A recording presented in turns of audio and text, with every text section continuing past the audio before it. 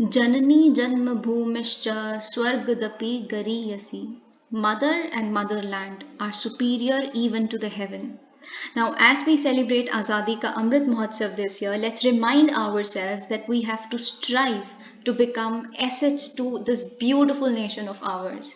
Happy Independence Day to all of you. So, with this spirit in our head, let's get started with today's video. तो आज हम देखेंगे the Hindu और the Indian express के important news articles को।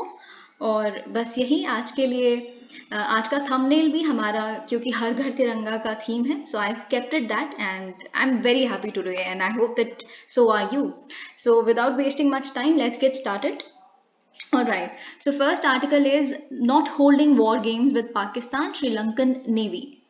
Alright, ये आपको मैं अभी एक्सप्लेन करूंगी कि वॉर गेम्स यानी कि एक मिलिट्री एक्सरसाइज। देखिए, वॉर गेम का मतलब मिलिट्री एक्सरसाइज ही होता है, तो एक मिलिट्री एक्सरसाइज और एक पैसेज एक्सरसाइज में क्या डिफरेंस होता है। लेकिन उससे पहले हमें एक छोटी सी कर्सरी रीडिंग इसे देनी पड़ेगी, क्योंकि आपको कॉन्टेक्स्ट तभी समझ आएगा। देखिए, अभी क्या चल रहा है, श्रीलंका ने, आपको पता है कि ऑलरेडी अलाउ कर दिया है हम्बनटोटा पोर्ट यानी कि उसके सादर्न पोर्ट पे एक सैटेलाइट और स्पेस वेसल को चाइना के आने को, जिसका नाम युआंग वांग 5 है।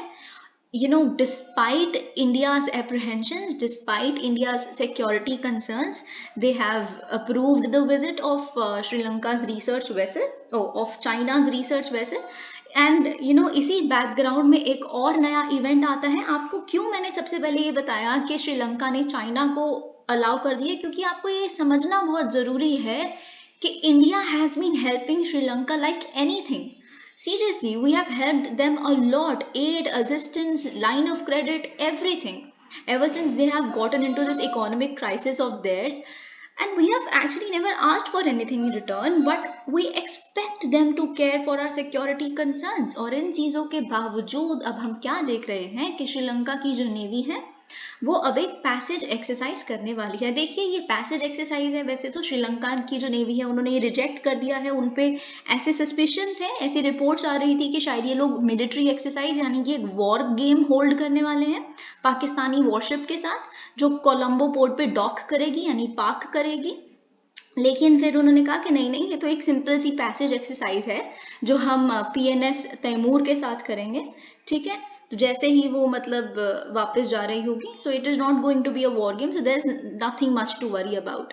Alright, and Sri Lanka allowed this PNS Taimur of Pakistan to make a port of call in Colombo while on its way to join the Pakistani Navy fleet after the देखिए क्या हुआ ना इस केस में, बांग्लादेश से पहले उन्होंने permission मांगी, ठीक है। पाकिस्तान की ये जो नेवी वेसल है PNS तैमूर, उन्होंने पहले बांग्लादेश से मांगी, लेकिन बांग्लादेश ने रिजेक्ट कर दिया कि आप हमारे यहाँ पे जो चट्टोग्राम पोर्ट है उनका, है ना, जो बांग्लादेश का, उन्होंने रुकने से मना कर दिया। तो लेकिन श्रीलंका ने अलाउ कर दिया। तो ये काफ़ी, आप सिचुएशन को अगर देखेंगे कि इवॉल्व कैसी हो रही है, तो आपको और अच्छे से समझ आएगा कि एक के बाद एक अगर आप कभी श्रीलंका और इंडिया के रिलेशंस की बात करें तो उसमें कैसे जो अच्छे रिलेशन को मेंटेन करने के लिए जो स्टेप्स हैं, एफर्ट्स हैं, वो सिर्फ इंडिया के पार्ट पे ही हो रहे हैं। कहीं ना कहीं हमारे कंसर्न्स को निगलेक्ट किया जा रहा है। अब देखिए, इन्होंने ये कहा है कि ये कोई मिलिट्री एक्सरसाइज नहीं है, ये कोई वॉर गेम नहीं है, ये सिर्फ एक पैसेज एक्सरसाइज है। तो हमारे लिए ये जानना बहुत ज़्यादा ज़रूरी है कि एक मिलिट्री एक्सरसाइज और पैसेज एक्सरसाइज में डिफरेंस क्या होता है। देखिए, मिलिट्री एक्सरसाइज क्या होती है कि इसमें ये तो सबसे पहला पॉइंट ये है कि ये एक pre determined, pre planned exercise होती है, जिसमें बहुत तरह की स्ट्रैटेजीज को टेस्ट किया जाता है कि अगर कल को हमें कॉम्बैट करना हो, कॉम्बैट एक्सरसाइज अंडरटेक करनी हो, और ऐसी सिचुएशंस को सिमुलेट किया जाता है मॉक लेवल पे कि अगर ऐसे ही वॉर टाइप का आ जाए तो हम दोनों एक दूसरे के साथ कोऑर्डिनेट करके कैसे दोनों मिलिट्रीज एक एनिमी के अगेंस्ट एक्ट कर सकते हैं। बहुत सारी स्ट्रैटेजीज को टेस्ट किया जाता है। ये एक एक्चुअल कॉम्बैट नहीं होता, कॉम्बैट रेडीनेस के लिए एक मॉक एक्सरसाइज होती है, ठीक है। और जैसे इसमें बहुत कुछ होगा, जैसे आप ऑब्जर्व करोगे दोनों की नेवियां मिलके वाटर्स में आसपास, जैसे इंडिया फॉर एग्जांपल दोनों का एनिमी है, example, I am taking it as an example. Pakistan तो डेफिनेटली हमें मानता है, पर बाई चांस श्रीलंका भी अगर इनके साथ एक वॉर गेम कंडक्ट कर रही है तो वो इंडिया ही उनका एनिमी हुआ ना, है ना। तो अगर इंडिया उनके लिए एक एनिमी है तो वो ऑब्जर्व करेंगी कि हमारे एनिमी के टैक्टिक्स क्या है, किस तरह की चीज़ें वो कर रहे हैं रेगुलर बेसिस पे अपने कॉम्बैट को स्ट्रॉन्ग करने के लिए. So this will constitute a military exercise और a war game. Okay, but what is passive exercise? सबसे पहला पॉइंट, जैसे कि मैंने आपको वॉर गेम में बताया था, वो प्री डिटरमाइंड, प्री प्लान्ड नहीं होती. वो होती है, प्री प्लान्ड होती है, राइट, जो वॉर गेम होती है. लेकिन जो पैसिव एक्सरसाइज है वो कभी भी प्री प्लान्ड नहीं होती. ठीक है. अब ये होता है कि जब भी एक अपॉर्चुनिटी अराइज हो जाए तो तब ये पैसेज एक्सरसाइज कर ली जाती है. ये एक बेसिकली एक जेस्चर ऑफ नाइसनेस होता है. जैसे अभी क्या हुआ कि पाकिस्तान वहाँ पे डॉक कर रहा है कुछ देर के लिए, ठीक है, तो वो क्योंकि उनके देश में आए हैं, उनकी एक नेवी वेसल, तो इनकी नेवी वेसल ने उनके साथ मिलके एक एक्सरसाइज कंडक्ट कर ली. So because an opportunity arose and that is why it happened. Alright, it was not pre planned maritime drill. Okay. और दूसरी चीज जो हमें पता होनी चाहिए वो ये है कि जो दो नेवीज है ना पैसिव एक्सरसाइज में क्या करती हैं, वो बस एक दूसरे के साथ ऐसा एक दूसरे के साथ एक्सरसाइज कंडक्ट करती हैं ताकि दोनों को पता चल जाए कि अगर हमें इन फ्यूचर कभी कोई क्राइसिस हो जाता है, कभी कोई कैटास्ट्रोफी या डिजास्टर हो जाता है, तो उस टाइम पे अगर दोनों को कॉपरेट करके, कम्युनिकेट करके ह्यूमैनिटेरियन रिलीफ पहुंचाना हो तो हम दोनों एक दूसरे के साथ कॉपरेट कर सकते हैं. अगर जैसे आप इंडियन ओशियन सुनामी 2004 की बात करें, अगर ऐसा कोई सिचुएशन आने वाले टाइम में हो जाए तो फिर दोनों को एक दूसरे के साथ, मतलब it is more of a peace time thing. Okay, it is not a war game.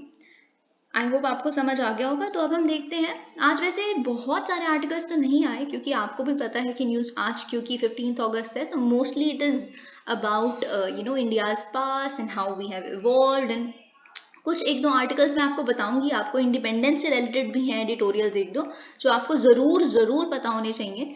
मैं आपको बताऊंगी क्यों, आप समझ जाएंगे अगर आप थोड़ा सा भी एक जानते हैं कि कैसे चीज़ें इवॉल्व हो रही हैं.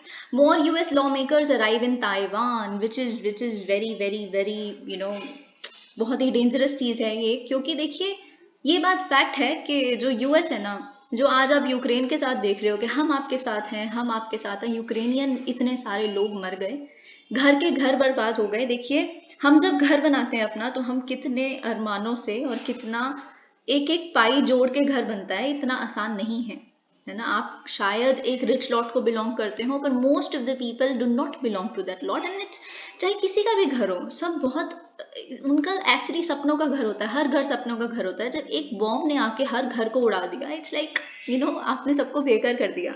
ठीक है. तो आज यूक्रेन के साथ जब चाइना यूएसए नहीं खड़ा, तो यूएस की ये जो नैन्सी पेलोसी वहां चली गई ताइवान, फिर और भी अभी एक यूएस कांग्रेशनल जो डेलीगेशन गई है जिसके 5 लोग गए हैं वहां पे, 5 मेंबर डेलीगेशन अब दोबारा गई है.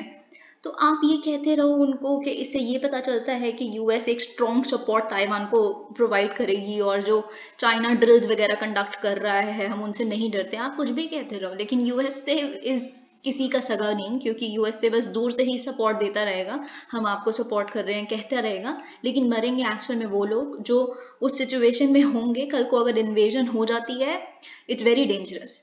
Okay, so if anyone asks my opinion, and many experts are also saying this, in fact Taiwanese कुछ officials ने ये कहा था कि हम नहीं चाहते नैन्सी पेलोसी जी यहाँ पे आए, क्योंकि हमारे लिए गलत हो जाएगा, हमारे लोग बर्बाद हो जाएंगे.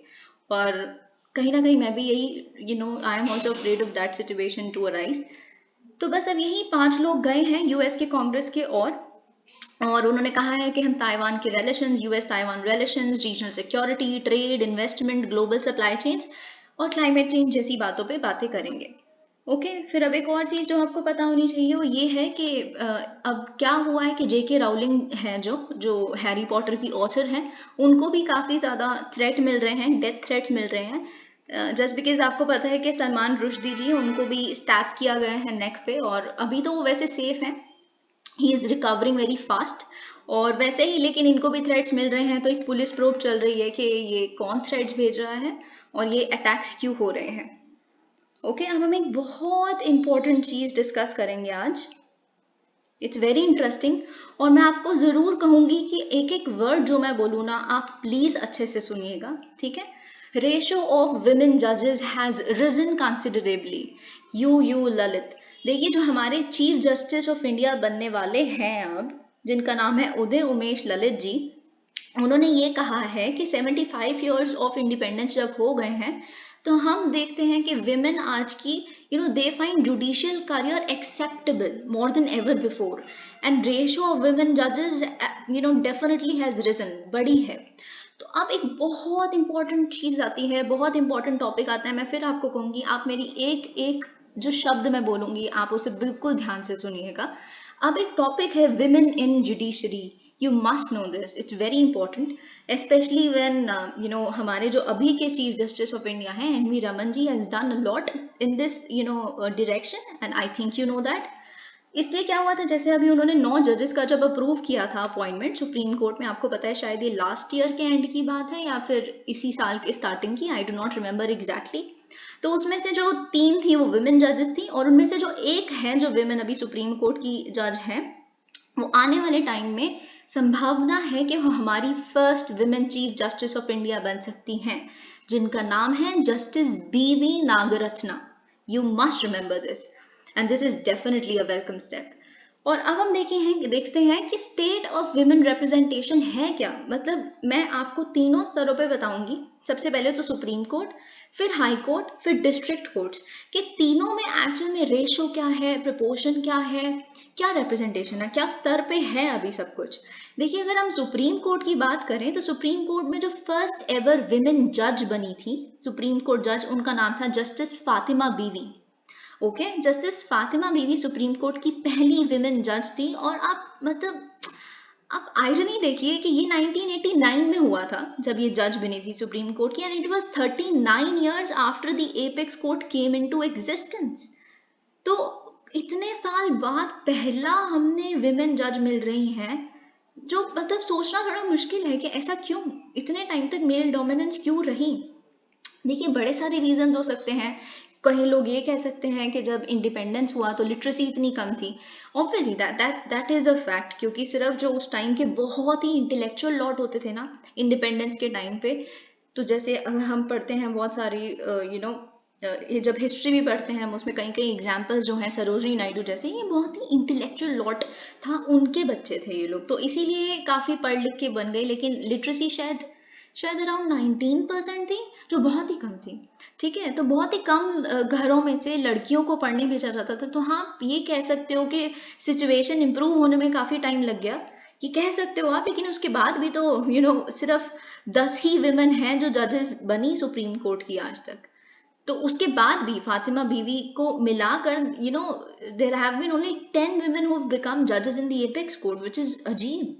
फिर हम बात करते हैं हाई कोर्ट की। तो हाई कोर्ट में क्या स्टेटस है? High court status is no better, क्योंकि ओवरऑल जो विमेन जजेस का अकाउंट है वो सिर्फ they account only for 11% of high court जजेस। ओनली 11% ऑफ हाई कोर्ट जजेस आर विमेन।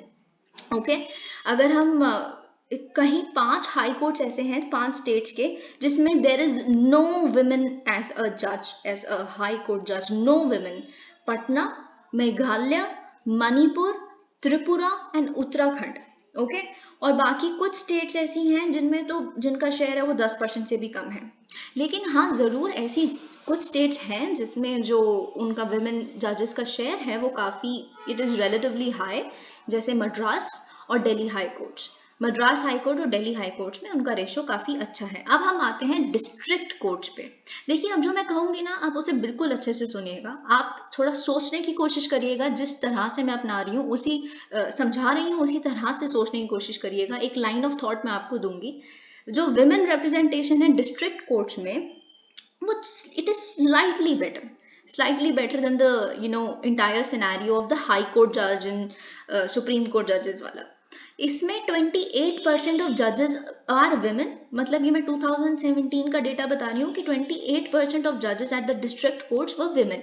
ओके, और लेकिन हाँ, ऑब्वियसली इसमें भी कुछ एक्सेप्शंस हैं। बिहार, झारखंड और गुजरात में 20% से भी कम रेशो है इनका। So these 3 states are exception, but overall on a generic note I would say it is very nicer situation than the high court और supreme court वाला केस। अब देखिए, मैंने कहा कि डिस्ट्रिक्ट कोर्ट्स में है, आप एक बार इस चीज को सोच के देखिए। मैं कह रही हूँ कि विमेन रिप्रेजेंटेशन बहुत लो है जुडिशरी में, लेकिन सिर्फ डिस्ट्रिक्ट कोर्ट्स में ही क्यों एक अच्छा सिनेरियो? आपको क्या लगता है कि ऐसा क्यों है कि डिस्ट्रिक्ट कोर्ट्स पे तो बढ़िया है लेकिन ऊपर नहीं है इतने ज्यादा? तो मैं आपको बताती हूँ कि ऐसा क्यों है। क्योंकि जो कोलिजियम सिस्टम है ना, जिससे हाई कोर्ट और सुप्रीम कोर्ट जजेस अपॉइंट होते हैं, आपको आई एम श्योर कि पता होगा, मैंने अपनी एक पहली वीडियो में भी बताया है, 3 जजेस केस भी बताए हैं। तो जो 5 मेंबर कोलिजियम सिस्टम होता है, तो कोलिजियम सिस्टम है उसमें काफी बायसनेस इन्वॉल्व होती है, ऐसी एलिगेशन है, इट इज लाइक जजेस अपॉइंटिंग जजेस देमसेल्व्स, है ना। तो उसमें बहुत सारे एलिगेशन है, नेपोटिज्म का एलिगेशन और भी बहुत सारे एलिगेशन होते हैं जो उस पर लगते हैं कोलिजियम सिस्टम पे। तो कोलिजियम सिस्टम काफी ओपेक है ना। And women tend to enter the lower judiciary at the entry level, क्योंकि लोअर जुडिशरी में घुसने के लिए आपको बहुत अच्छे से पता होगा पीसीएस का एग्जाम होता है ना। अगर जो भी लोग थोड़ा लॉ के बारे में जानते हैं उन्हें पता है पीसीएस का एग्जाम होता है, उस एंट्रेंस एग्जामिनेशन को क्लियर करके आप डिस्ट्रिक्ट जज बन जाते हो। तो क्योंकि पढ़ने में अच्छी हैं जो लड़कियां, वो लेती हैं एग्जाम और बन जाती हैं डिस्ट्रिक्ट जज, लेकिन ऊपर नहीं पहुंच पाती इतना ज्यादा, क्योंकि कोलिजियम सिस्टम में अपने अपने फेवर करते हैं लोग, अपने अपने जो उनके दोस्त होते हैं, उनके घर वाले होते हैं, है ना। तो इसीलिए वो ऊपर तक नहीं पहुंच पाती। ओके, फिर हम और देखते हैं कि और जनरल देखते हैं कि लेवल पे क्या रीजंस ऐसे हैं कि विमेन की जो रिप्रेजेंटेशन है जुडिशरी में वो इतनी कम है। देखिए, एक पहलू ये कहता है, एक स्कूल ऑफ थॉट ये कहता है कि there is no women reservation. देखिए, पता है रिजर्वेशन का जो कॉन्सेप्ट है, हाँ मैं मानती हूँ कि शायद बहुत ही ज्यादा कंट्रोवर्शियल हो जाता है, कहीं कहीं टाइम्स पे हो जाता है, सब कुछ हो जाता है, लेकिन रिजर्वेशन का एक रीजन है।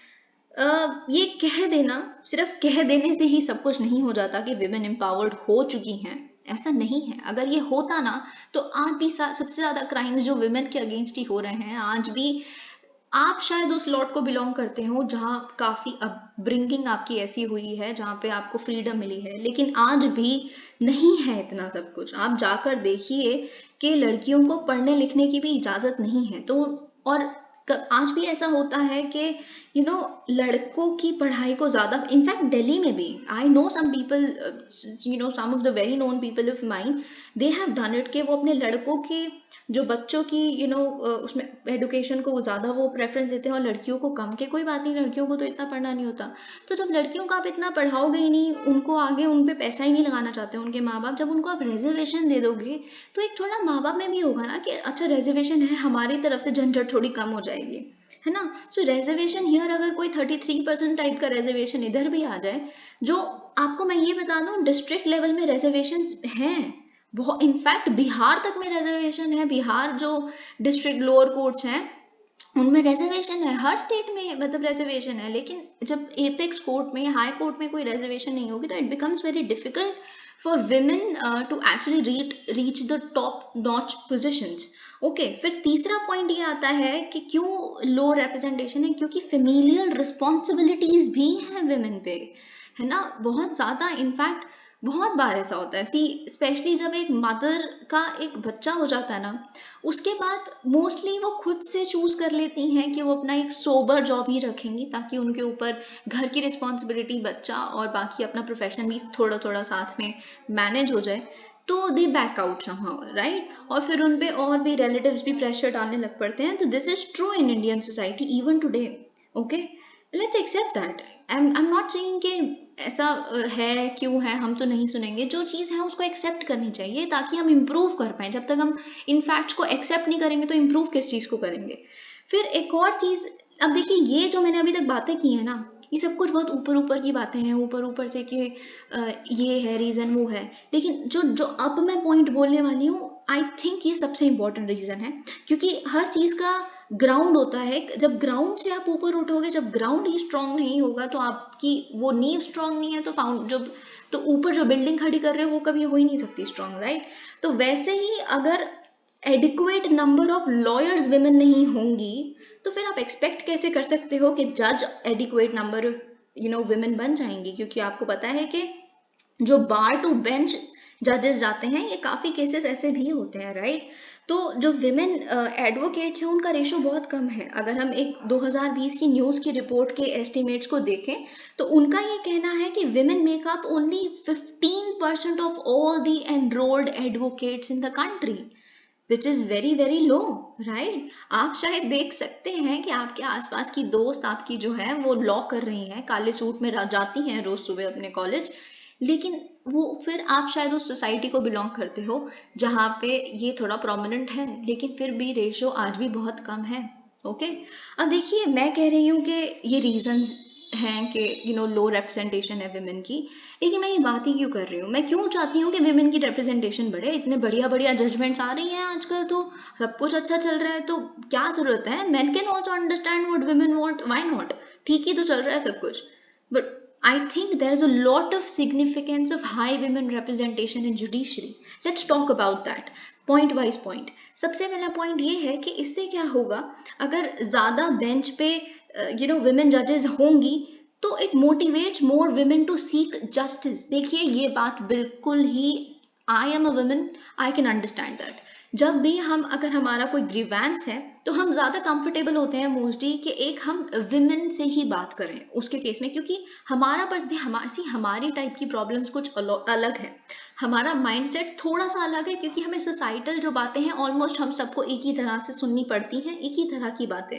तो जब अगर मेरे साथ कुछ है, मेरे को अपना कोई केस लड़ना है, मैं अगर जाऊंगी एक सुप्रीम कोर्ट में, हाई कोर्ट पे अपना केस लेके जाऊंगी, मुझे पता है मेरे बेंच पे एक विमेन जज होगी ही होगी, मुझे पता है मेरे केस को समझा जाएगा उस तरह से जिस तरह से मैं बता रही हूँ, क्योंकि वो भी उस सिचुएशन में कभी ना कभी रह चुकी होंगी, मुझे क्या फील हो रहा है उस चीज़ से वो समझेंगी। So it would motivate me to seek justice. Otherwise तो मैं कहूँगी समझना तो होता नहीं, धक्के खाते रहो कोर्टों के, ये तो एक वो है ना, क्लीशे है जो हर इंडियन घर बोलते हैं कि क्या कोर्टों के धक्के खाते रहना, इन्होंने समझना तो होता नहीं है, कुछ इनको नहीं समझ आता आम आदमी की प्रॉब्लम्स क्या है। So that way that gets mitigated. फिर दूसरा पॉइंट ये है कि जब डिफरेंट पॉइंट ऑफ व्यूज आ जाते हैं ना, जब एक जजमेंट लेनी होती है तो हर तरह के पहलू इन्वॉल्व होने चाहिए उसमें, कोई अपने तरह से सोच के, जितना ब्रॉडर पर्सपेक्टिव मिल सके उतना अच्छा है एक जजमेंट पे, राइट। आप एक बार एक सोच के देखिए कि अगर एक कोई भी इशू है उसमें एक women point of view involve ही नहीं है, तो कितना ही आज तक एक अलग ही तरह से फेवर कर रहा होगा सिर्फ male dominated, not male dominated society actually, पर एक पहलू मिसिंग है, एक women point of view missing है। अगर आप थोड़ा सा भी जानते हैं, बहुत सारी जो फेमिनिस्ट बुक्स हैं जैसे वेयर आर द विमेन, है ना, अगर एक विमेन टॉप पोस्ट पे नहीं होगी, सिक्योरिटी, डिफेंस, जुडिशरी, तो कभी भी जो उनका पॉइंट ऑफ व्यू है वो किसी जजमेंट में इन्वॉल्व ही नहीं होगा, किसी डिसीजन में इन्वॉल्व ही नहीं होगा। फॉर एग्जाम्पल यूएसए का सऊदी अरेबिया, जैसे हिलारी क्लिंटन ने एक बार ही कहा था कि USA would stop supporting Saudi Arabia because they don't care about women. तो फॉरेन पॉलिसी में विमेन पर्सपेक्टिव आने से कितना चेंज आ गया, वैसे ही जब जुडिशरी में विमेन पर्सपेक्टिव आ जाएगा तो कितना चेंज आ जाएगा हर तरीके के जजमेंट में। थर्ड पॉइंट ये होगा, देखिए जो थर्ड पॉइंट मैं अपनी तरफ से बताना चाहूँगी आपको वो ये है, एक जस्टिस इंदु मल्होत्रा जी थी, अब तो she has become former justice, वो क्योंकि अभी शायद लास्ट ईयर ही रिटायर हो गई हैं, यस लास्ट ईयर। तो लास्ट ईयर जब वो रिटायर हो रही थी तभी एनवी रमन जी की ये जजमेंट आई थी, एनवी रमन जी का ये डिसीजन आया था कि जो हमारी शायद आने वाले टाइम पे जो फर्स्ट विमेन सीजीआई होने वाली है नागरत्ना जी, वो ऐसा होगा। तो इंदु मल्होत्रा जी ने रिटायर होते होते अपनी स्पीच में एक बहुत अच्छी बात कही थी, वो मुझे बहुत अच्छी लगी थी इसलिए मैं आपको बता रही हूँ। उन्होंने ये कहा था, बहुत अच्छी बात है, इट्स अ वेलकम स्टेप कि विमेन जजेस और बढ़े, पर मैं आपको बस ये कहना चाहूंगी, ठीक है अगर हमने इस डायरेक्शन में अपना कदम उठा ही लिया है तो let's have transgender people on the bench as well, क्योंकि जब तक आप उनके माइंडसेट से नहीं समझ पाओगे कि उनकी क्या दिक्कतें हैं, आप बड़ी सारी बातें हैं, आप बहुत कुछ कह सकते हो। अगर फॉर एग्जांपल मंकी पॉक्स का केस चल रहा है, राइट, कितने सारे ट्रांस लोग हैं आपको पता है, क्योंकि मोस्ट केसेस बाइसेक्सुअल लोगों में देखे जा रहे हैं, और जितने भी मेल गेज वगैरह में है ना, स्पेशली बाहर की कंट्रीज में, उन पे कितनी तरह की एलिगेशंस लग रही हैं कि because they have a lot of sexual intercourse and hence they have to suffer from it and stuff like that, बहुत कुछ। अगर ऐसी तरह की चीजें कभी केस लेके जाए तो शायद हमारे जैसे जो डाइकोटमी में हम लोग हैं, मेल और फीमेल, हम इन चीज़ों को शायद ना समझ पाए। It is very difficult honestly, कहना बड़ा आसान है कि हम आपकी बात को समझ पा रहे हैं, लेकिन हम नहीं समझ पाएंगे जब तक हम खुद वो नहीं हैं, उस सिचुएशन में नहीं है। तो जब एक ट्रांस सेक्शन भी इन्वॉल्व हो जाएगा बेंच में तो कितना ज़्यादा एक एक्चुअल लेवल पे इक्वालिटी आ जाएगी डिसीजंस में, है ना। तो ये इंदु मल्होत्रा जी का कहना था जो मुझे काफ़ी अच्छा लगा था, तो मैंने आपसे शेयर किया। अब देखिए एक यहाँ पे है द्रौपदी मुर्मू जी, हमारी प्रेसिडेंट ने ये कहा है कि इंडिया प्रूव्ड स्केप्टिक्स रॉन्ग। देखिए उन्होंने इंडिपेंडेंस डे की ईव पे यानी कि संडे को अपनी स्पीच में एक इवेंट पे ये कहा है कि this event marked the day when the people actually freed themselves from the shackles of colonial rulers and decided to reshape the country's destiny। हमने हर बार हमने प्रूव किया है वेस्टर्न कंट्रीज को गलत। जब पता है आपको, जब इंडिया एक नेशन बनने जा रहा था ना, सबसे पहले तो इस कॉन्सेप्ट को ही नकार दिया कि इंडिया एक नेशन है। बहुत सारे जो उस टाइम के ब्रिटिश गवर्नर्स वगैरह होते थे वो कहते थे India is just accumulation of caste groups. किसी का ये कहना था, किसी ब्रिटिश गवर्नर का ये कहना था, किसी जो चर्चिल जी होते थे, जो चर्चिल जी का तो ये कहना था, जो ब्रिटिश प्रेसिडेंट हुआ करते थे उस टाइम पे, कि India as an experiment will is destined to fail one day, and he is proved wrong. Look at India today, it's flourishing like anything. We are everywhere, and that too we acquire the top notch positions of this entire world. We are at UNSC, we are respected, we are admired, we are everything, right? So we have always proved the critics wrong, and especially यहाँ पे द्रौपदी मुर्मू जी ने एक बहुत अच्छी बात कही है, एक एग्जाम्पल लेते हुए। जब पता है, मैंने जैसे आपको चर्चिल जी की ये बात बताई, तो ऐसे बहुत सारे और कॉन्स्टिट्यूशनल एक्सपर्ट्स थे दूसरी कंट्रीज के, उन्होंने कहा था, हमने देखिए हमारे फ्रीडम फाइटर्स का, हमारे कॉन्स्टिट्यूशन मेकर्स का एक फंडा बिल्कुल क्लियर था कि जब वोटिंग होगी, इलेक्शंस होंगे, तो यूनिवर्सल एडल्ट फ्रेंचाइज ही होगी। यूनिवर्सल एडल्ट फ्रेंचाइज ही होगी। हम ये नहीं कर सकते कि सिर्फ पढ़े लिखे बंदे ही वोट देंगे, जो ब्रिटिशर्स कहा करते थे। हम ये नहीं कर सकते कि जो लोग टैक्स भरते हैं सिर्फ वही वोट दे सकते हैं और गवर्नमेंट चूज कर सकते हैं, जो कि ब्रिटिशर्स किया करते थे। उन्होंने अमेरिका में भी यही किया था। अगर आप अमेरिकन रेवोल्यूशन के बारे में जानते हैं तो we can not do this, we will not do that. Okay, तो यूनिवर्सल एडल्ट फ्रेंचाइज का ही एग्जाम्पल देते हुए द्रौपदी मुर्मू जी ने भी ये अपने पॉइंट को जस्टिफाई किया है। अब देखिए, हम बहुत बार पढ़ते हैं universal adult franchise, we read about it here and there. अब यूनिवर्सल एडल्ट फ्रेंचाइज में 3 वर्ड्स हैं। यूनिवर्सल यानी कि सब, irrespective of religion, caste, gender, race etcetera. Adult मतलब अबव 18 ईयर्स। फ्रेंचाइज मतलब राइट टू वोट। हर इंसान को, हर भारतीय नागरिक को जो 18 साल से ऊपर है, उसको वोट देने का हक है। Okay, so you must remember this. और हमारा ऐसा कौन सा कॉन्स्टिट्यूशनल आर्टिकल ये कहता है? Article 326। It reads as that the elections to the house of the people and to legislative assembly of every state shall be on the basis of adult suffrage। और कौन कौन से, देखिए जब ये आर्टिकल 326 लाया गया था, तब यहाँ पे जो एज थी वो 21 ईयर्स थी, लेकिन 61st constitutional amendment act 61st constitutional amendment act 1988 ने, आपको पता है 1988 में राजीव गांधी गवर्नमेंट ने ये किया था कि 18 साल की उम्र कर दी गई थी राइट टू वोट के लिए। Okay, so this is what I wanted to tell you. अब हम देखते हैं कुछ बहुत इंपॉर्टेंट। हम एडिटोरियल्स डिस्कस करने से पहले फटाफट से सारे आर्टिकल्स देख रहे हैं, ताकि एडिटोरियल्स हम बाद में डिस्कस करें।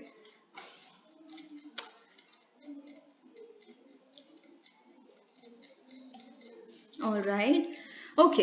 अब देखिए यहाँ पे एक मेंशन है कि मेडल्स मिले हैं आर्म्ड फोर्सेस को, गैलेंट्री अवार्ड्स मिले हैं। गैलेंट्री मेडल्स आप पढ़ सकते हैं, पुलिस पर्सोनल को भी मिले हैं। तो हमें बहुत, देखिए मैं सच में चाहूंगी कि आपको पता हो गैलेंट्री अवार्ड्स होते क्या हैं। मैं आपको सच में बहुत अच्छे से समझाना चाहूंगी ताकि आप कभी ना भूलें। देखिए, गैलेंट्री का मतलब ही है ब्रेवरी, करेजियस बिहेवियर।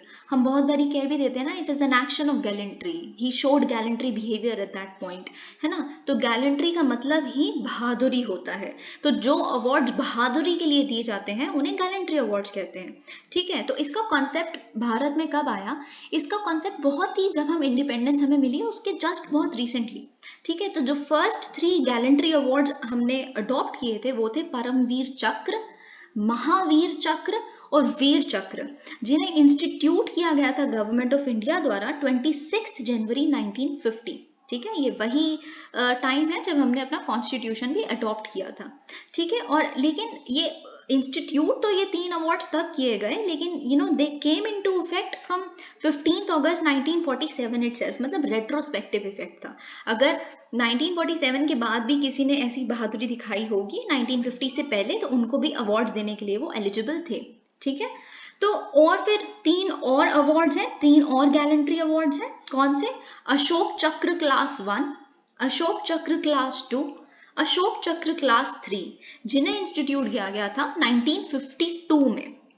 पहले वाले 3 थे वो 1950 में आए, ये तीनों आए 1952 में, ठीक है। और इन्हें भी they also deem to have come into effect from 15 August 1947 itself. अब आपने तो सुना ही नहीं होगा कभी क्लास 1, क्लास 2, क्लास 3 के बारे में, है ना, अशोक चक्र, इसीलिए क्योंकि इन्हें रीनेम कर दिया गया था एज अशोक चक्र, कीर्ति चक्र और शौर्य चक्र। कब? जनवरी 1967 में। अब देखिए, ये तो मैंने आपको बता दिया कि 6 तरह के गैलेंट्री अवार्ड्स होते हैं, ठीक है, लेकिन इनका ऑर्डर ऑफ प्रेसिडेंस क्या है? ऑर्डर ऑफ प्रेसिडेंस आप समझते हैं, क्योंकि अगर हम इंडिया की बात करें तो इंडिया में भी पोजीशंस की ऑर्डर ऑफ प्रेसिडेंस होती है, मतलब सबसे हाईएस्ट पोस्ट इंडिया की प्रेसिडेंट है, second highest post vice president है ना, ये सब हम कुछ देखते हैं ना कि किस उसमें, तो वैसे ही बहादुरी का उसमें रैंक करते हैं जब अवार्ड्स को, तो उनका क्या ऑर्डर ऑफ प्रेसिडेंस है सब। मैं आपको इसका एक निमोनिक भी बताऊंगी, अगर आप याद करना चाहें तो बता देती हूँ। इसका निमोनिक है पैम KVS, PAM KVS, ठीक है। तो पैम KVS मतलब सबसे पहले परमवीर चक्र, फिर आता है अशोक चक्र, फिर आता है महावीर चक्र, फिर आता है कीर्ति चक्र, फिर वीर चक्र और फिर शौर्य चक्र। अब देखिए कौन से लोग एलिजिबल होते हैं। देखिए आपको लग रहा होगा ये इंपॉर्टेंट नहीं है, पर जो भी मैं आपको बता रही हूँ, जो और बताने वाली हूँ इन मेडल्स के बारे में, वो बहुत इंपॉर्टेंट है, इसलिए आप अच्छे से सुनिए। कौन कौन से लोग होते हैं जो एलिजिबल होते हैं इन अवार्ड्स के लिए। देखिए, all the officers of all ranks of army, navy and air force or any of the reserve forces, territorial army or any other lawfully constituted armed forces are eligible, okay। और इन तीनों forces के साथ साथ और भी तरह के, जैसे सिस्टर्स, नर्सेज और स्टाफ ऑफ नर्सिंग सर्विसेज और जितनी भी और सर्विसेज जो इनके यहाँ पे अंडर में काम करती हैं, इन तीनों टुकड़ियों के जो हमारे हैं सेनानियों के, वो भी मेल फीमेल दोनों ही, सिविलियंस जो नर्सेज और भी जो तरह के काम होते हैं, उनको भी ये अवार्ड्स दिए जाते हैं। अब देखिए, मैं आपको जितने मैंने 6 अवार्ड्स बताए ना, ये 6 के 6 सिर्फ वॉर टाइम वो नहीं है। 3 है इनमें से war time highest gallantry awards, मतलब जब आप वॉर के दौरान अगर आपने कुछ बहुत बहादुरी का, बैटल फील्ड में कुछ बहुत बहादुरी का किया है, तो उन्हें वॉर टाइम गैलेंट्री अवार्ड्स कहते हैं। पीस टाइम गैलेंट्री अवार्ड्स क्या होते हैं? जब हम किसी दूसरी एक कंट्री के साथ लड़ाई में नहीं इन्वॉल्व, तब अगर आपने किसी अचानक से कोई ऐसी सिचुएशन होगी जब आपकी बहादुरी दिखाने का आपने मौका नहीं छोड़ा और आपने अपनी जान की परवाह किए बिना भी वो स्टेप लिया, तो उन्हें हम पीस टाइम गैलेंट्री अवार्ड्स कहते हैं। तो वॉर टाइम गैलेंट्री अवार्ड्स कौन से हैं? 3 हैं, परमवीर चक्र, महावीर चक्र और वीर चक्र। परमवीर चक्र, देखिए आपको मैं सबसे इंपॉर्टेंट बात बता देती हूँ परमवीर चक्र के बारे में। अगर आप जानते हैं लेफ्टिनेंट विक्रम बत्रा जी, जिनके ऊपर अभी मूवी भी बनी है, अगर आपने देखी हो, तो वो एक परमवीर चक्र अवॉर्डी है, राइट। तो उन्हें क्यों मिला था परमवीर चक्र? आप इससे याद रख सकते हैं, उन्हें इसलिए मिला था क्योंकि उन्होंने कारगिल वॉर में अपनी काफी बहादुरी दिखाई थी, काफी एक मिलिट्री एक्यूमेन दिखाया था। तो परमवीर चक्र भी इंडिया का सबसे हाईएस्ट मिलिट्री अवार्ड है, सबसे हाईएस्ट रैंक का। अगर आप कुछ डिस्टिंग्विश्ड एक्ट्स ऑफ वेलर यानी कि बहादुरी का कुछ ऐसा करते हैं वॉर टाइम के दौरान, जब हमारी कंट्री किसी दूसरी कंट्री के साथ एक वॉर में इन्वॉल्व है, चाहे वो लैंड पे हो, चाहे वो सी में हो, चाहे वो हवा में, एयर में हो, ठीक है, एयरफोर्स हो चाहे, तो फिर आता है महावीर चक्र, ये सेकंड हाईएस्ट गैलेंट्री अवार्ड है वॉर टाइम का, ठीक है। फिर आता है वीर चक्र, ये थर्ड हाईएस्ट। फिर उसके बाद आते हैं peace time highest gallantry award, जिसमें सबसे पहले नंबर पे है अशोक चक्र। देखिए, अशोक चक्र is the most conspicuous bravery award, जो किसी ऐसे डेयरिंग या फिर pre eminent act of velar या सेल्फ सैक्रिफाइस के लिए दिया जाता है, जो आप पीस टाइम में दिखाते हो, मतलब an event which is otherwise than in the face of an enemy. अब देखिए, मैं आपको इसका एग्जाम्पल भी देती हूँ ताकि आपको पीस टाइम वाली बात भी याद रखे, हमेशा याद रहे।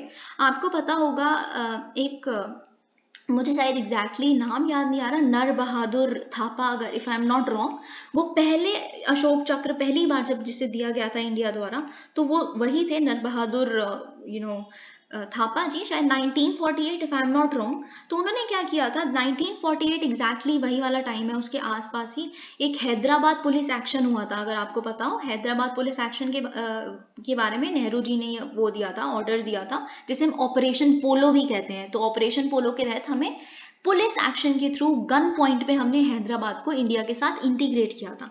तो वहां पे कुछ कुछ रेलवे के, हैदराबाद जो रेलवे है, तुंगभद्रा रेलवे स्टेशन, उनकी जो गोरखा रेजिमेंट था, उनको वहां पे देखभाल के लिए रेलवे की तैनात किया गया था। तो उनको उस रेलवे ट्रैक के लेफ्ट हैंड साइड पे उनकी टुकड़ी को किया था, मतलब थापा जी के अंडर। तो जब वो वहां पे कर रहे थे, अचानक से क्या हुआ, एनिमी ने बहुत सारी बुलेट्स फायर की। तो उनके पास एक बस खुरकी थी, खुरकी एक छोटी सी तलवार भी नहीं होती, वो एक्चुअली एक चाकू टाइप्स होता है, छोटा सा धार वाला, बस एक वही था। वो उसी को लेते हुए 100 यार्ड्स दौड़े, और वो सारी गोलियां खाते हुए बिल्कुल आगे की तरफ दौड़े, ताकि उनके पीछे जो भी हैं लोग, उनको वो गोलियां ना लग पाए। तो इसीलिए उनको ये अशोक चक्र दिया गया था। ऐसे ही फिर इससे नीचे जो आता है वो कीर्ति चक्र। फिर थर्ड नंबर पे आता है शौर्य चक्र, जो एक्स्ट्रॉर्डिनरी गैलेंट्री के लिए दिया जाता है। ठीक है, so you must remember these things. Alright, अब हम देखते हैं, अब हम देखते हैं एडिटोरियल्स। उससे पहले हम इंडियन एक्सप्रेस का एक एडिटोरियल देख लेते हैं, विच is very important and very sweet editorial. इसमें क्या लिखा है कि आई डे हर डे, मतलब independence day is women's day. It should be women's day, क्योंकि हमें 75th एनिवर्सरी पे ये समझना चाहिए। Okay, today brings a moment to look back at both the accomplishments and the failures of a diverse people traveling together as they shape their different and common destinies. आज वो वक्त है जब हम दोनों ही accomplishments, यानी कि अपनी successes भी अपने देश की, और अपने failures को भी पीछे मुड़ के देख सकते हैं, क्योंकि हम इतने diversity of people ने एक दूसरे के साथ कदम से कदम मिलाकर चलना डिसाइड किया। हमारी डेस्टिनीज कॉमन भी हैं, डिफरेंट भी हैं, लेकिन हम साथ हैं, है ना। तो बहुत कुछ ऐसा इसमें लिखा है। और और हमें इन्होंने ये कहा कि आज जब इंडिया एट 75, आज हमें ये देखना चाहिए कि इंडिया एट 100 कैसा होना चाहिए, क्या होना चाहिए, कैसा होना चाहिए। तो अब इस एडिटोरियल ने ये कहा है कि इसके आंसर शायद डिफरेंट हो सकते हैं इस क्वेश्चन के, पर एक चीज़ है जो सब में कॉमन होगी, एक चीज़ है विच इज़ वेरी सर्टेन, कि the country of the future must learn to give greater space and more power to its women। चाहे कुछ भी हो, जो हमारी फ्यूचर इंडिया होने वाली है, उनको एक ग्रेटर स्पेस और थोड़ी सी ज़्यादा पावर women को देने की ज़रूरत है, डेफिनेटली, है ना। और इससे क्या होगा, देखिए, विमेन को ग्रेटर स्पेस पावर देने का मतलब ये नहीं है कि सिर्फ विमेन एम्पावरमेंट स्कीम्स ही चलाती रहें, बहुत सारी स्कीम्स हैं ऑलरेडी, है ना। विमेन ऑलरेडी, सिर्फ एक विमेन को एक वोटर या लाभार्थी किसी स्कीम का नहीं देखा जाना चाहिए। देखिए, आपको मैं इधर एक बहुत इंपॉर्टेंट बात बता देती हूँ, women have become silent voters, now they are the determinants of a government getting elected और फॉलिंग डाउन। जैसा कि आपने देखा, नीतीश कुमार जी की सरकार जब आई थी, नीतीश कुमार जी को एक बहुत वाइड सपोर्ट है विमेन वोटर्स का, बहुत वाइड सपोर्ट है। क्यों? क्योंकि उन्होंने लिकर बैन किया था बिहार में। ये मैं आपको कुछ कुछ एग्जांपल्स दे रही हूँ ताकि आपको इसका एक प्रैक्टिकल चीज़ भी समझ आइए, एडिटोरियल क्या कहना चाहता है। तो नीतीश कुमार जी ने लिकर बैन किया था, तो जो हस्बैंड शराब पी के घर आते थे और डोमेस्टिक वायलेंस करते थे अपनी वाइफ्स के साथ, उनकी वाइफ्स को काफ़ी राहत मिली थी इस चीज़ से। So they voted heavily for Nitish Kumar इस वाले इलेक्शन में, तो जो अभी हुए हैं 2019-20 जब भी अभी हुए हैं, ठीक है। तो वैसे ही मोदी जी को भी काफ़ी स्ट्रॉन्ग विमेन सपोर्ट है, क्योंकि आपने देखा होगा स्वच्छ भारत अभियान के तहत हर घर शौच की जो वो थी कैंपेन, वो काफ़ी उनको, जब एक लड़की को वॉशरूम यूज करने के लिए बाहर जाना पड़ता है, वो अपने घर पे मेंस्ट्रुअल साइकिल उनकी चल सकती है, कुछ भी हो सकता है, उनको बड़ी तरह की दिक्कतें होती हैं। तो जब आपके घर में वॉशरूम बन जाता है, आप समझ भी नहीं सकते उस लड़की के लिए कितना ज्यादा बड़ी बात है ये, उनकी डिग्निटी के लिए, राइट। तो इन वजह से विमेन वोटर्स बहुत हेविली सपोर्ट करती हैं मिस्टर मोदी गवर्नमेंट को, ठीक है। तो अब लेकिन ये कहना चाहता है, अब हर सरकार को ना ये बात समझ आ गई है कि women voters have become the silent voters in the actual उन्हीं का है। जैसे कि हमने ममता बनर्जी के केस में भी देखा, खेला हो बे कैंपेन में ऑलमोस्ट विमेन थी जो आके इतना ज़्यादा इनकरेज करती थी। तो सिर्फ इतना ही उनका रोल ना समझा जाए, विमेन को पावर देने का मतलब कुछ और है। विमेन को पावर देने का मतलब है कि उनको स्कीमों की लाभार्थी नहीं बल्कि एक टॉप पोजीशन पे ले जाया जाए, क्योंकि वो उसकी हकदार है। जैसे आज द्रौपदी मुर्मू जी को देख रहे हैं, who is a self made women, है ना। वैसे ही और भी केसेस हमें देखने के लिए मिले। थोड़ा थोड़ा जैसे हमने अभी जुडिशरी की बात की, आप ये जो ओपेसिटी है इसको हटाइए, आप उनके लिए भी एक लेवल प्लेइंग फील्ड दीजिए। उनके लिए क्यों इतनी ज़्यादा मुश्किलें हैं, और एक एक मेल के लिए उतनी मुश्किलें नहीं है उस पोजीशन तक पहुंचने के लिए, क्यों है ऐसा। तो इन चीज़ों को समझने की कोशिश की जाए। और भी बहुत कुछ यहाँ पे लिखा है, जैसे हमें और चीज़ों पे जो वर्ल्ड बैंक डेटा ये कहता है, वर्ल्ड बैंक का डेटा ये कहता है कि 2010 से 2020 के बीच में जो फिगर ऑफ वर्किंग वुमेन है इंडिया में, it has showed it steep decline from 26% to 19%, and we must look into it. Specially pandemic के टाइम पे क्या हुआ, सब जॉब वगैरह जो हो गई, जैसे अगर आप रूरल एरियाज की बात करें, तो जब पैंडेमिक आया तो उन्होंने खेत भी संभालना है, ठीक है, उन्होंने घर आके बच्चों को भी संभालना है, फिर उन्होंने उनके हस्बैंड्स क्योंकि घर पे बैठे हैं, उनके पास कोई काम नहीं है, तो बहुत सारे लोग पी के फिर उन्होंने डोमेस्टिक वायलेंस भी सहनी है। कि ना, जस्ट थिंक अबाउट इट, है ना। सो इट इज एक्चुअली सोचने में ही इतना ज्यादा इन्फ्यूरिएटिंग है, इतना ज्यादा गुस्सा दिलाने वाली बात है। तो इसलिए सरकार को इन डेटास को बहुत ध्यान से देखना चाहिए। विमेन की जो जॉब्स हैं उनको रिस्टोर करने की कोशिश करनी चाहिए, because it's very very important. Okay, तो यही कही गई है बात इधर भी। तो अब हम देखते हैं और क्या क्या। ये देखिए, हमें ये एडिटोरियल डिस्कस करना बहुत ज़रूरी है, the race of two Asian giants. अब टू एशियन जायंट्स से आप समझ गए होंगे, एक है इंडिया, एक है चाइना। अब लास्ट मंथ क्या हुआ, यूनाइटेड नेशंस पॉपुलेशन सर्वे हुआ। जैसे कि आपको पता है कि हमने इंटरनेशनल पॉपुलेशन डे भी सेलिब्रेट किया। तो उस दिन क्या हुआ, उस सर्वे के हिसाब से ये कहा जा रहा है कि 2023 में, हम तो सोचते थे 2030 में ऐसा होगा, 2023 में ही ऐसी संभावना है कि इंडिया टेक ओवर कर जाएगा चाइना को, to become the most populous country of this world. China बन जाएगा सेकंड। तो पहली बार इस एडिटोरियल का ये कहना है कि चाइना कुछ सेकंड होगा किसी चीज में और हम फर्स्ट होंगे, है ना। तो फिर it is a rare example of a global ranking where India sits higher than China. तो पर देखिए, इसमें एक चीज कही है कि एक लार्जर पॉपुलेशन हो जाने से ही कोई मेरिट नहीं है अपने में, उसको अच्छी तरह से उसको फिनेंशियल इंडिपेंडेंस देना, उस पॉपुलेशन को अच्छी एजुकेशन देना, ह्यूमन को ह्यूमन कैपिटल में कन्वर्ट करना, इससे बनता है डेमोग्राफिक डिविडेंड। ठीक है, डेमोग्राफिक डिविडेंड जस्ट बिकॉज हमारे पास बड़ी यंग पॉपुलेशन है जी, 15 to 35 एज ग्रुप वाले बड़े लोग हैं यहाँ पे, तो हम महान देश हो गए, ऐसा नहीं होता।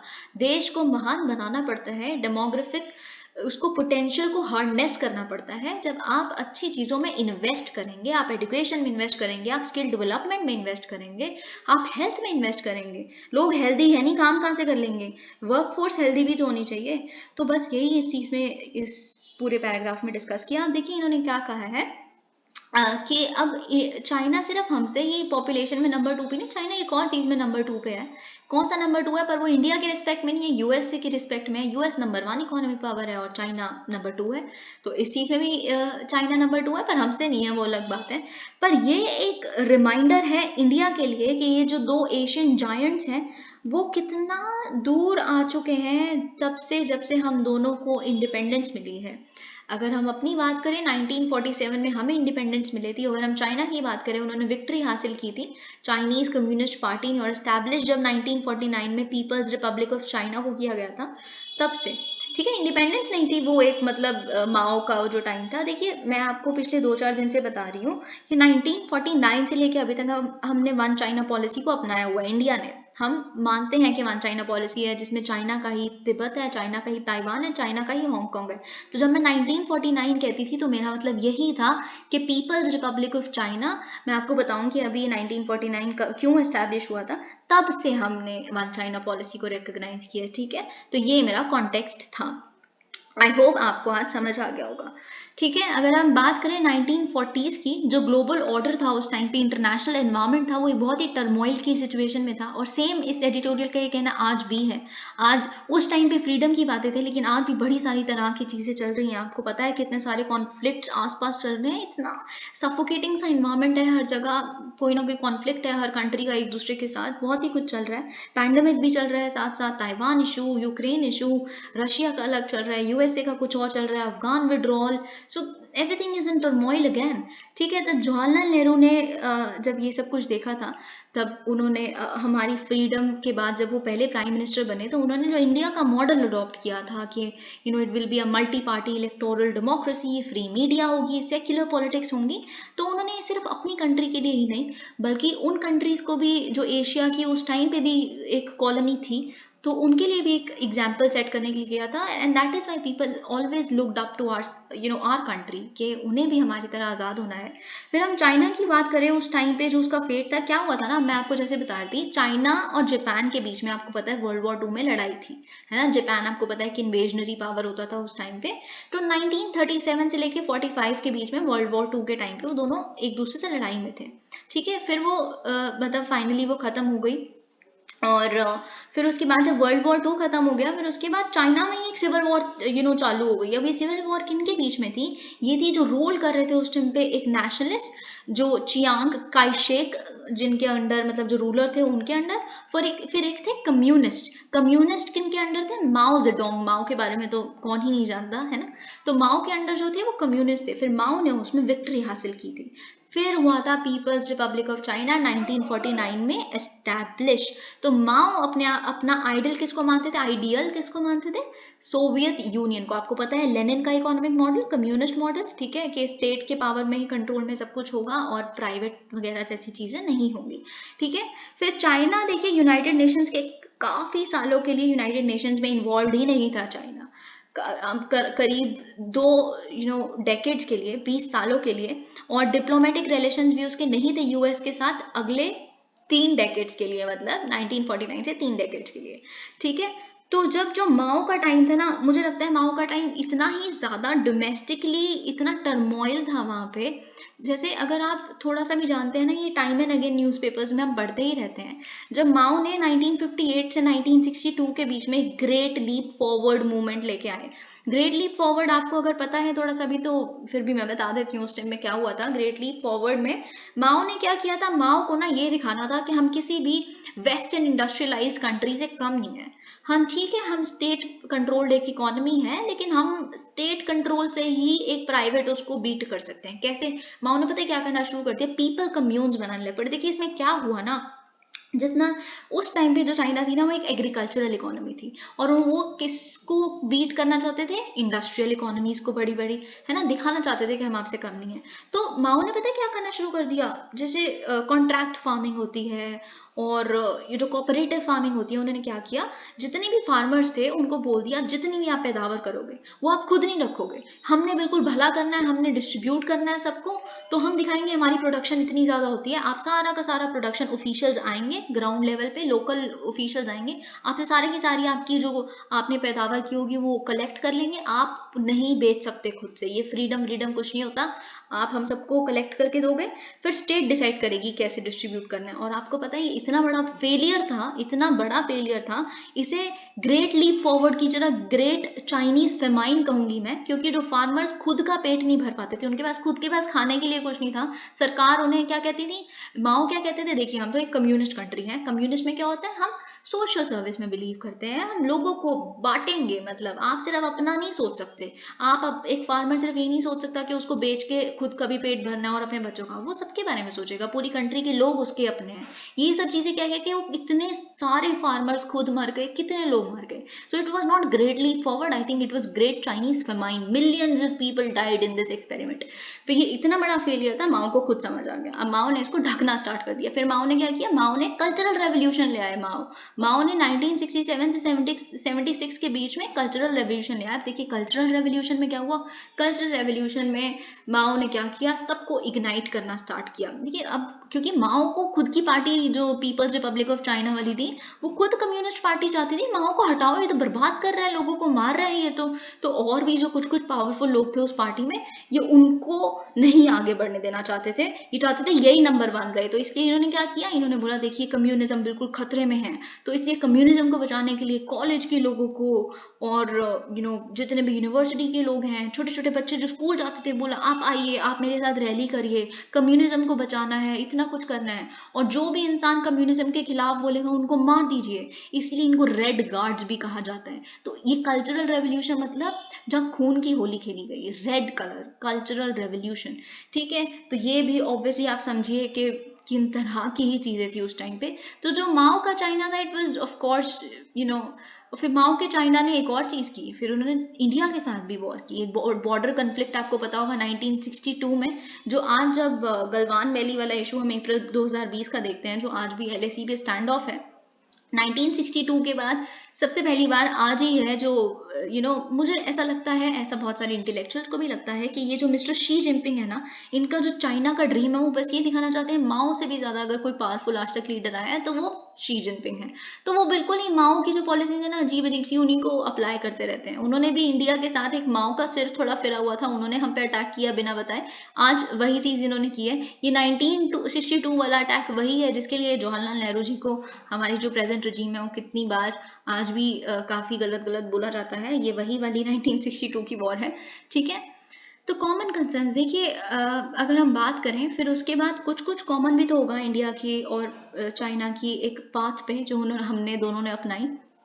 तो अब हम देखते हैं लेटर ईयर्स में क्या हुआ। ये तो हमने बिगिनिंग के ईयर्स की बात कर ली। कोल्ड वॉर आई, राइट, और कोल्ड वॉर्स में दोनों ही के जो पाथ थे वो, उनके दोनों के कुछ कॉमन कंसर्न्स थे, क्योंकि 1919 के टाइम पे इंडिया ने क्या किया कि ये ऑब्जर्व करना स्टार्ट कर दिया कि हमारी जो ग्रोथ है वो बिल्कुल ही लिमिटेड हो रही है। हमें क्लोज्ड इकोनॉमी है। क्लोज्ड इकोनॉमी मतलब ना हम किसी से इंपोर्ट करते हैं ना एक्सपोर्ट करते हैं, ऐसे तो हम बढ़ने नहीं वाले। फ्री मार्केट तो है ही नहीं यहाँ पे।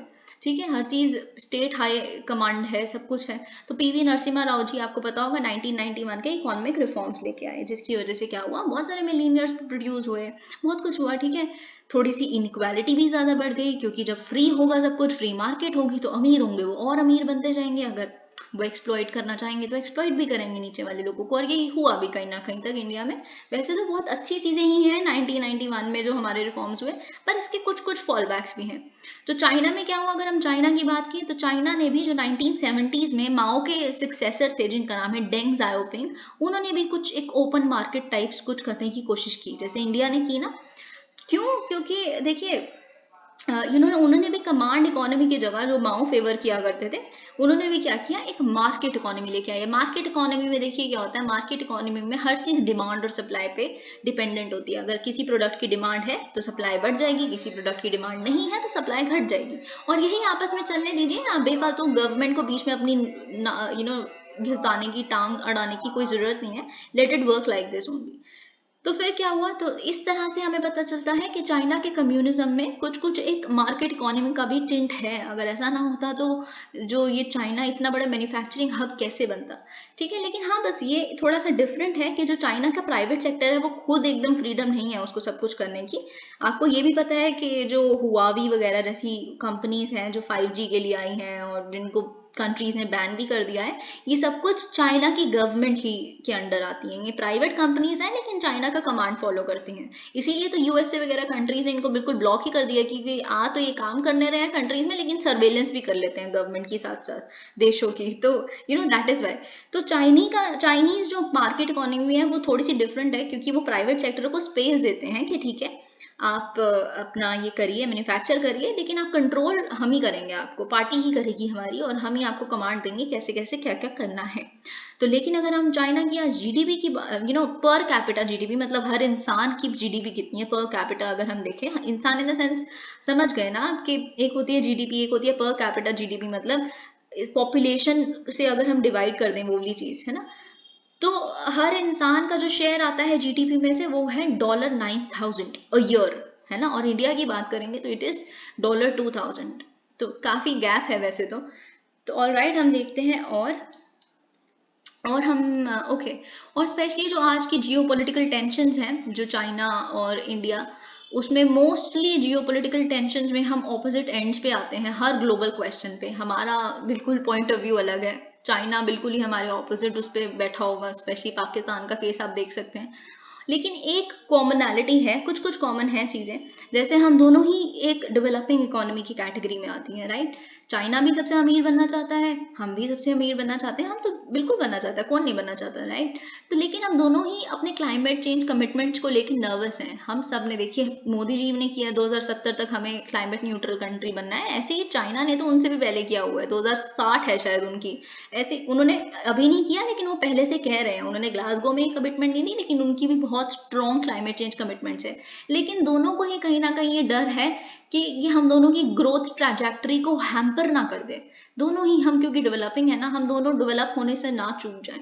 और क्या कॉमन चीज़ है, अगर हम देखें यूनाइटेड नेशंस में जब इस साल वोट किया गया कि रशिया की इन्वेजन गलत है इस चीज़ पे, यूक्रेन के खिलाफ, तो इंडिया और चाइना दोनों ने ही एब्सटेन किया। एब्सटेन बोले तो एब्सटेन मतलब होता है कि हमने वोट ही नहीं किया, है ना ही हमने उसको क्रॉस डाला उधर कि हम इसके खिलाफ नहीं है, हमने कुछ नहीं किया, हम एब्सेंट हो गए बस उस दिन। That is called abstaining from a vote.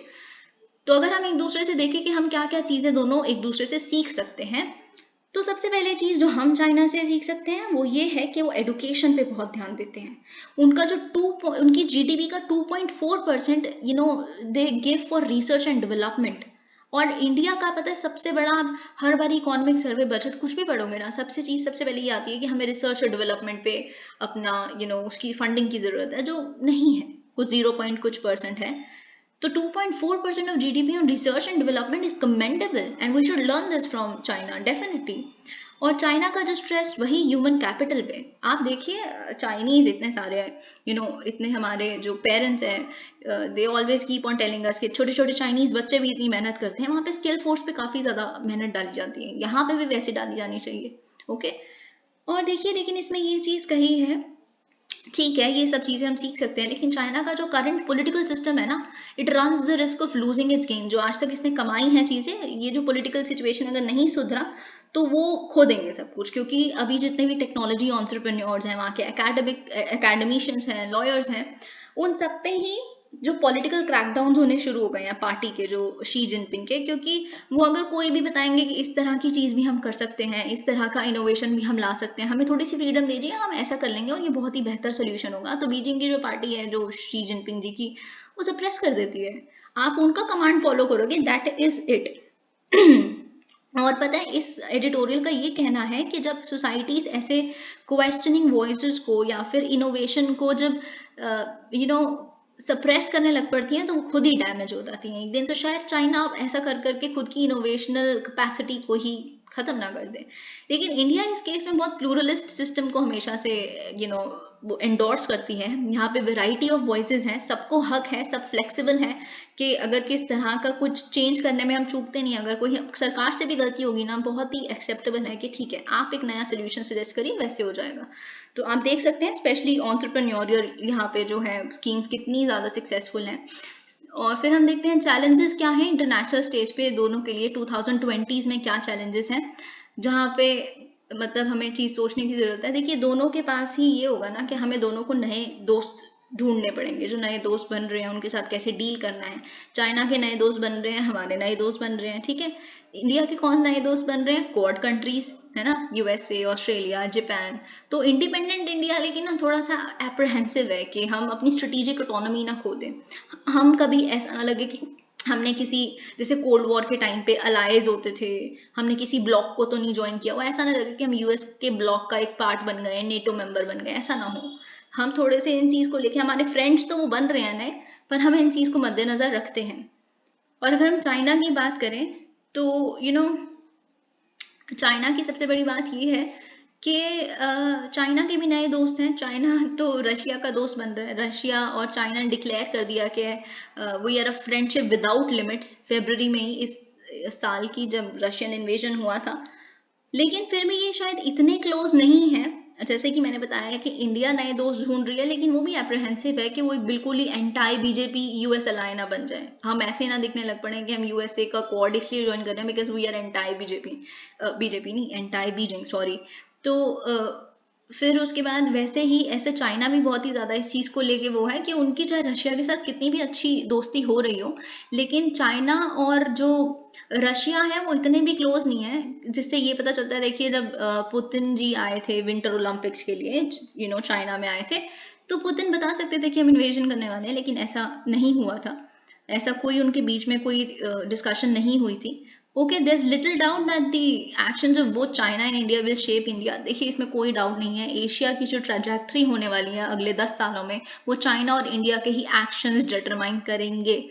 You can see it very clearly कि यूएसए वगैरह जैसी कंट्रीज के लिए इंडिया अचानक से इतना इंपॉर्टेंट क्यों हो गई, क्योंकि इंडिया ही उनका एक, इंडिया के पीछे ही वो वेट क्यों अपना डाल रहे हैं सारा, क्योंकि इंडिया, उनको पता है कि चाइना को अगर थोड़ा सा बैलेंस आउट कर सकता है ना एशिया में तो वो इंडिया ही है। ठीक है, but it is likely that they will continue to do so in very opposition to each other, okay, and not as a part of wider Asian power bloc of the sort that Nehru might have imagined back in 1947. Okay, अब हम देखते हैं अगर कुछ रह गया है तो। देखिए वैसे एक एडिटोरियल है, ये इतना इंपॉर्टेंट नहीं है, it's like a tourist with the past, इसमें सब कुछ वही बताया है कि नेहरू जी और आज का, it is not very important कि 5G आने वाला है, ये सब कुछ लिखा है इसमें। ओके, हम सब कुछ डिस्कस कर चुके हैं, आई थिंक दैट्स इट। एक देखिए ये टेक्स्ट एंड कॉन्टेक्स्ट में ना एक spectrum of law making independent India का एक वो आया है, तो इसमें ना हर सरकार के अंडर कौन कौन से तरह के लॉज आए, तो कौन कौन से इंपॉर्टेंट लॉज हैं इसमें ये बताया है। जैसे कि सबसे पहले फर्स्ट इलेक्शंस में नेहरू जी आए, तो नेहरू जी ने क्या किया, सबसे ज़्यादा इंस्टीट्यूशनल पीसेस ऑफ लेजिस्लेशन है, मतलब उन तरह के लॉज जो इंस्टीट्यूशंस को सेट करें, जैसे कि स्टेट्स को रीऑर्गेनाइज करना लिंग्विस्टिक ग्राउंड्स पे 1956-62। ये मोर फैक्चुअल होने वाला है, इसमें कुछ समझने वाला नहीं है, तो अगर मैं 2-2 पॉइंट 3-3 पॉइंट आपको समझा रही हूँ तो आप याद कर सकते हैं। ठीक है, फिर उन्होंने हिंदू पर्सनल लॉज को रिफॉर्म किया, और सबसे इंपॉर्टेंट चीज़ जो नेहरू जी के अंडर हुई थी वो ये था कि उन्होंने भाभा एटॉमिक रिसर्च सेंटर बनाया, एम्स बनाया 1956 में, IITs बनाई 1956-61 में, इंस्टीट्यूशंस बनाए ना बेसिकली, और उन्होंने क्या किया, यूनिवर्सिटी ग्रांट्स कमीशन बनाया, UGC life insurance corporation of India बनाया। ठीक है, और लेकिन एक चीज़ जो बुरी हुई थी नेहरू जी के टाइम पे वो ये थी कि कॉन्स्टिट्यूशन अभी बना है नहीं, कॉन्स्टिट्यूशन बनते ही कॉन्स्टिट्यूशनल अमेंडमेंट्स आने लग पड़ी, उनके ही लाइफ टाइम में 16 कॉन्स्टिट्यूशनल अमेंडमेंट्स आ गई थी। आपको पता है 1950 या 51 में सबसे पहली कॉन्स्टिट्यूशनल अमेंडमेंट आ गई थी, तो ये थोड़ा सा बुरी चीज़ है। और देखा जाए तो और क्या बुरे लॉज आए थे नेहरू जी के टाइम पे, आफ्सपा, राइट, आफ्सपा 1958 जो आज भी इतना कॉन्टेस्टेड लेजिस्लेशन है।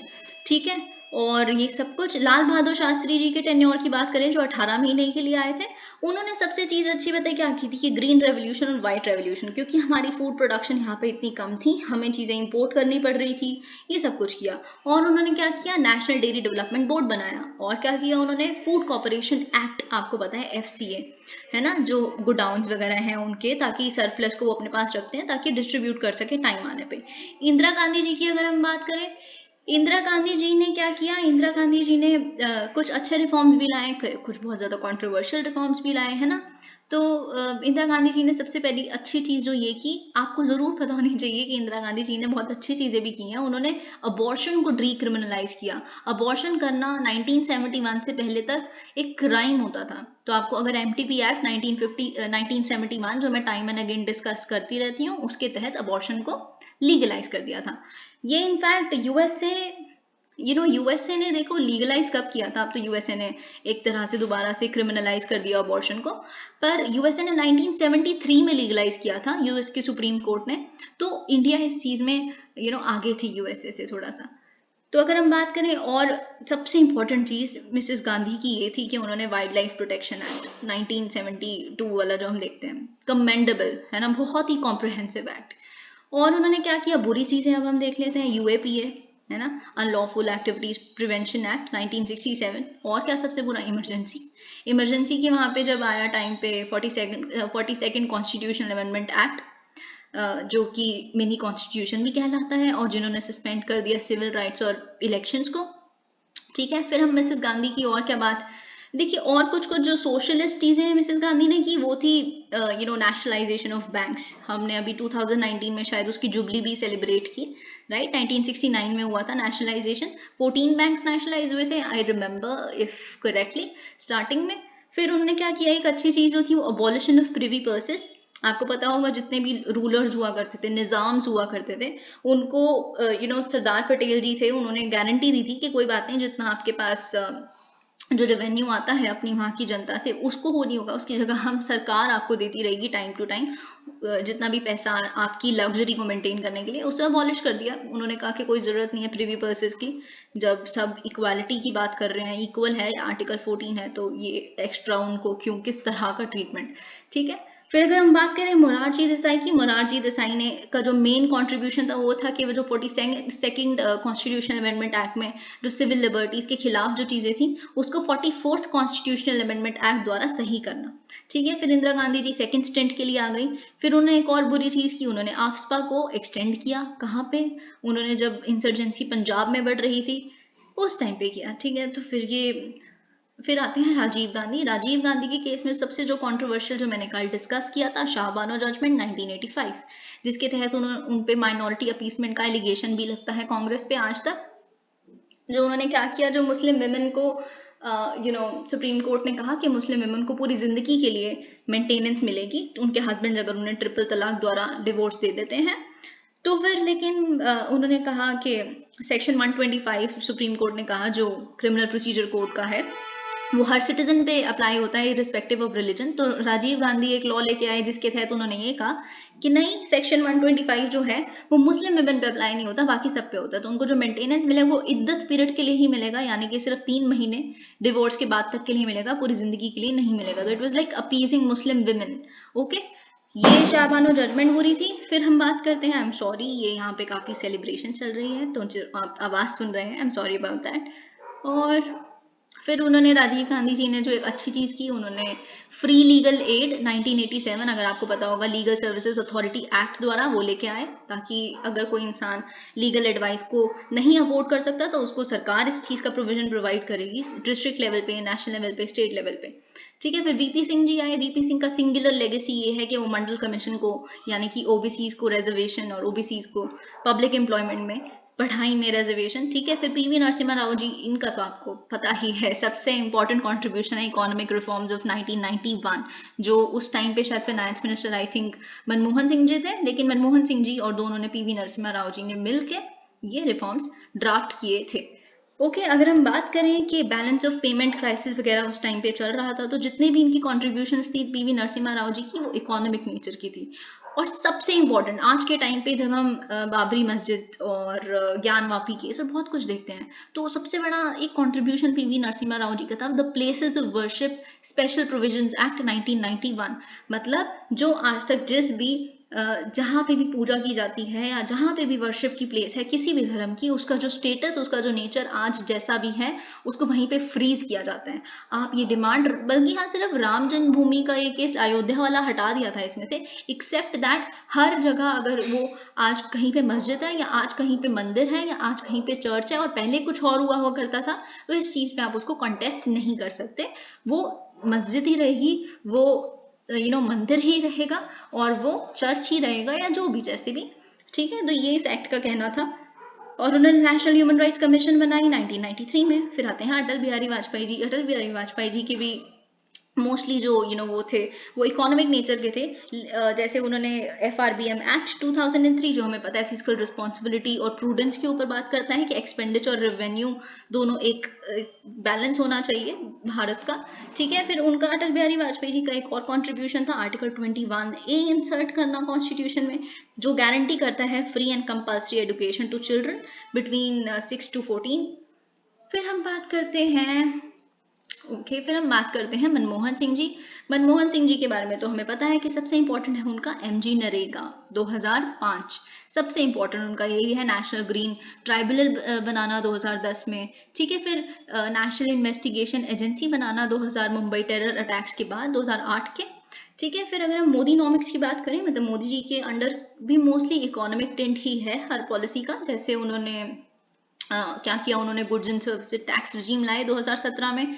ठीक है, लेकिन एक चीज जो उनकी इकोनॉमिक नहीं थी वो ये डिमोनेटाइजेशन किया, ये भी पता होना चाहिए। बेनामी एक्ट, एक्सटेंशन, ये सब कुछ पता होना चाहिए। 103rd कॉन्स्टिट्यूशनल अमेंडमेंट एक्ट जो 10% सीट्स रिजर्व करती हैं EWS के लिए, किधर, अर्बन एम्प्लॉयमेंट और यूनियन एम्प्लॉयमेंट एंड एजुकेशन में। ठीक है, और क्या, आर्टिकल 370 का स्ट्राइक डाउन करना। Alright, I think we are done for today, but before ending up with this video, क्योंकि एक कमेंट कल आया था कि आप प्लीज़ ये जितनी भी हाईलाइटेड मेरे पास पीडीएफ हैं इसको शेयर कर दिया करूँ टेलीग्राम चैनल पे। I am really sorry, if that would have been possible for me I could have done that, but I can not. Why? Because ऐसा कुछ कुछ द हिंदू और द इंडियन एक्सप्रेस की पॉलिसीज हैं। अगर मैं अपने किसी भी वीडियो में बोलती हूँ कि आप प्लीज़ उसमें जाके देख लीजिए, मैंने अपनी पीडीएफ शेयर की हुई है, तो आप लोग उनकी न्यूज़पेपर्स को खरीदना ही छोड़ देंगे, आप सिर्फ और सिर्फ मेरी मार्क्ड पीडीएफ्स ही पढ़ेंगे। तो इससे उनको काफ़ी लॉस होगा, उनकी कंपनी को, और मेरे ऊपर आ जाएगा कॉपीराइट स्ट्राइक। ठीक है, और अगर ऐसा हो गया, मेरा तो चैनल अभी चलना शुरू हुआ नहीं, उससे पहले ही ये मेरे को टर्मिनेट करवा देंगे। तो I can not take that risk and I am really sorry about it. Okay.